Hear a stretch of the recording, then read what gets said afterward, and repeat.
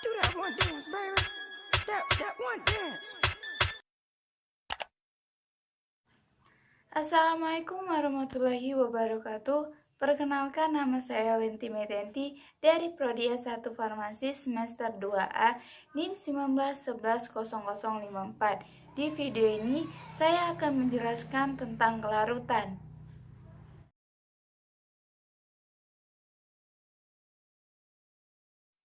Kelarutan adalah jumlah maksimum suatu senyawa atau zat yang biasa larut dalam sejumlah pelarut. Satuan kelarutan adalah mol. Oleh karena satuan kelarutan sama dengan molaritas, maka kelarutan juga bisa didefinisikan sebagai konsentrasi zat yang masih bisa larut dalam suatu pelarut. Pelarut umumnya merupakan suatu cairan yang dapat berupa zat murni ataupun campuran. Zat yang terlarut dapat berupa gas, cairan, ataupun padatan. Kelarutan bervariasi dari selalu larut seperti etanol dalam air hingga sulit terlarut seperti perak klorida dalam air. Istilah tak larut sering diterapkan pada senyawa yang sulit larut, walaupun sebenarnya hanya sedikit kasus yang benar-benar tidak ada bahan yang terlarut. Dalam beberapa kondisi, titik kesetimbangan kelarutan dapat diampaui untuk menghasilkan suatu larutan yang disebut lewat jenuh. Kelarutan diartikan sebagai konsentrasi bahan terlarut dalam suatu larutan jenuh pada suatu suhu tertentu. Larutan sebagai campuran homogen bahan yang berlainan. Untuk dibedakan antara larutan dari gas, cairan, dan bahan padatan dalam cairan. Di samping itu, terdapat larutan dalam keadaan padat, misalnya gelas dan pembentukan kristal campuran. Kelarutan didefinisikan dalam besar kuantitatif sebagai konsentrasi zat terlarut dalam larutan jenuh pada temperatur tertentu. Dan secara kualitatif didefinisikan sebagai interaksi spontan dari dua atau lebih zat untuk membentuk dispersi molekul homogen.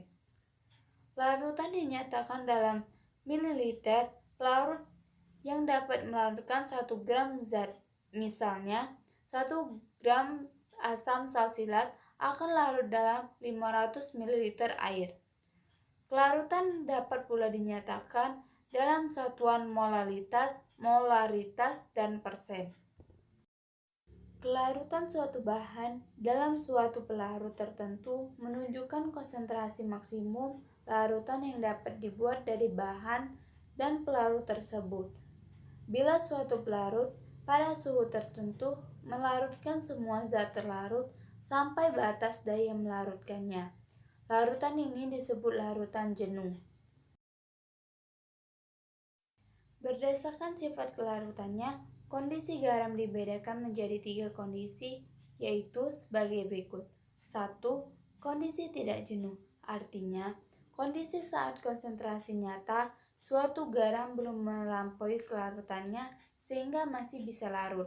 2. Kondisi tepat jenuh, artinya kondisi saat konsentrasi nyata suatu garam sama dengan kelarutannya sehingga zat tepat mengendap. 3. Kondisi lewat jenuh, artinya kondisi saat konsentrasi nyata garam melampaui kelarutannya, sehingga zat yang mengendap lebih banyak daripada yang larut. Faktor yang mempengaruhi kelarutan tergantung pada sebagai berikut. 1. Pengaruh jenis zat pada kelarutan. Zat-zat dengan struktur kimia yang mirip umumnya dapat saling bercampur dengan baik, sedangkan zat-zat struktur kimia berbeda umumnya kurang dapat saling bercampur. Senyawa yang bersifat polar akan mudah larut dalam pelarut polar, sedangkan senyawa nonpolar akan mudah larut dalam pelarut nonpolar. Contohnya, alkohol dan air bercampur sempurna. Air dan eter bercampur sebagian, sedangkan minyak dan air tidak bercampur. 2. Pengaruh temperatur suhu pada kelarutan. Kelarutan gas umumnya berkurang pada temperatur yang lebih tinggi, misalnya jika air dipanaskan, maka timbul gelembung-gelembung gas yang keluar dari dalam air, sehingga gas yang terlarut dalam air tersebut menjadi berkurang. Kebanyakan zat padat kelarutan lebih besar pada temperatur yang lebih tinggi. Ada beberapa zat padat kelarutannya berkurang pada temperatur yang lebih tinggi. Misalnya, natrium sulfat dan cerium sulfat. Pada larutan jenuh, terdapat kesetimbangan antara proses pelarutan dan proses pengkristalan kembali. Jika salah satu proses bersifat endotrin, maka proses sebaliknya bersifat eksotrin. Jika temperatur dinaikkan, maka sesuai dengan azas kesetimbangan itu bergeser ke arah proses endotrin.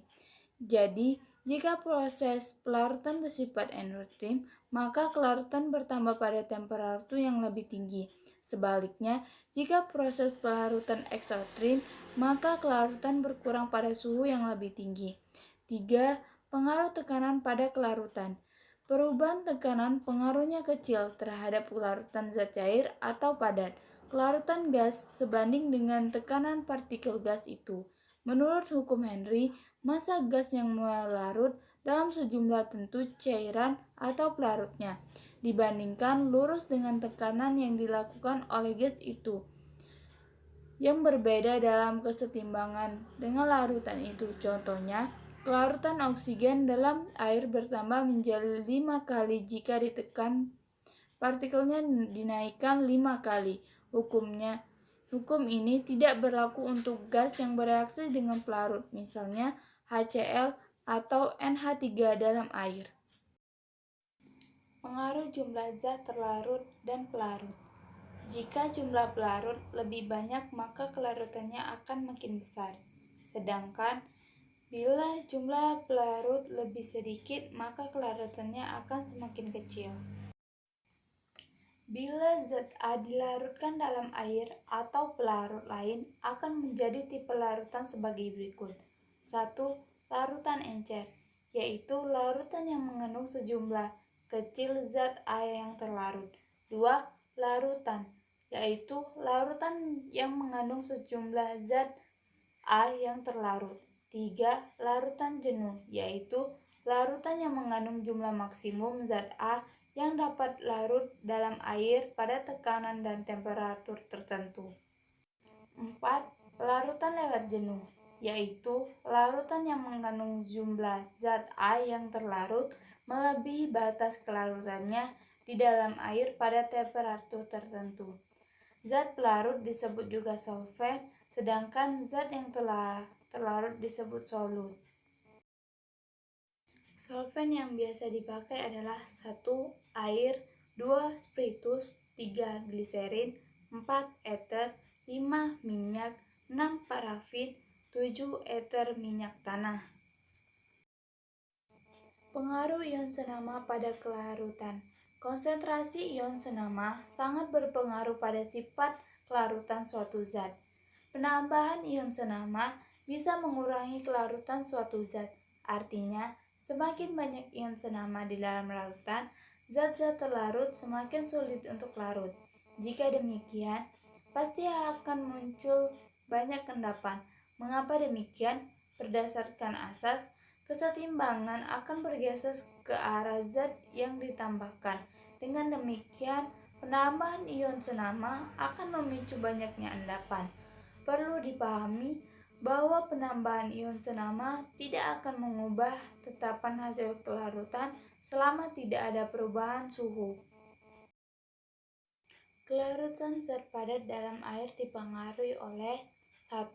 Temperatur, 2. Penambah zat terlarut lain, 3. Konstansa dielektrik pelarut, 4. pH larutan, 5. Ukuran partikel, 6. Ukuran molekul, dan 7. Polaritas pelarut. Perubahan kelarutan dengan komposisi pelarut mempunyai sedikit arti penting dalam analis organik kualitatif. Meskipun kebanyakan pengujian dilakukan dalam larutan berair, dalam beberapa hal ini mengutamakan bila memakai zat lain seperti alkohol, eter, dan lain-lainnya. Sebagai pelarut, Pemisahan logam alakil misalnya dapat dicapai dengan mengekstraksi garam-garamnya secara selektif dengan berbagai pelarut. Dalam hal-hal lain, reaksi yang dipakai dalam pengujian dilarutkan dalam pelarut dan penambahan reaksi itu pada larutan uji sebenarnya mengubah komposisi medium. Kelarutan bergantung juga pada sifat konsentrasi zat-zat lain, terutama ion-ion dalam campuran itu. Ada perbedaan yang menyolok antara efek dari apa yang disebut ion sekutu dan ion asing. Ion sekutu adalah suatu ion yang juga merupakan salah satu bahan endapan.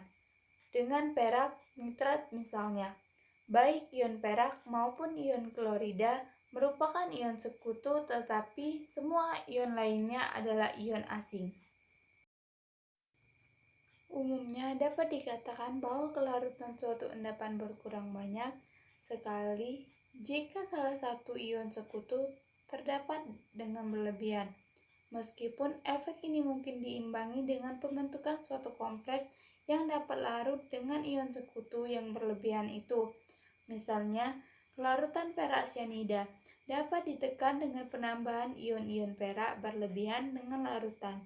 Di lain pihak, jika ion sianida ditambahkan berlebihan, mula-mula kelarutan berkurang sedikit, tetapi bila jumlah sianida lebih banyak ditambahkan, endapan akan melarut seluruhnya disebabkan oleh pembentukan ion kompleks.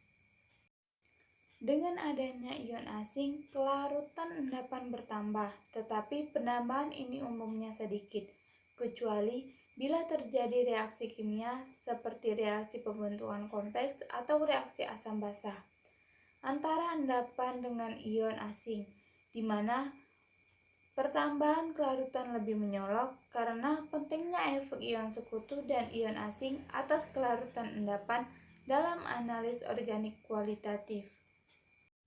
Itulah penjelasan dari saya. Apabila ada salah kata, saya mohon maaf. Saya akhiri. Wassalamualaikum warahmatullahi wabarakatuh.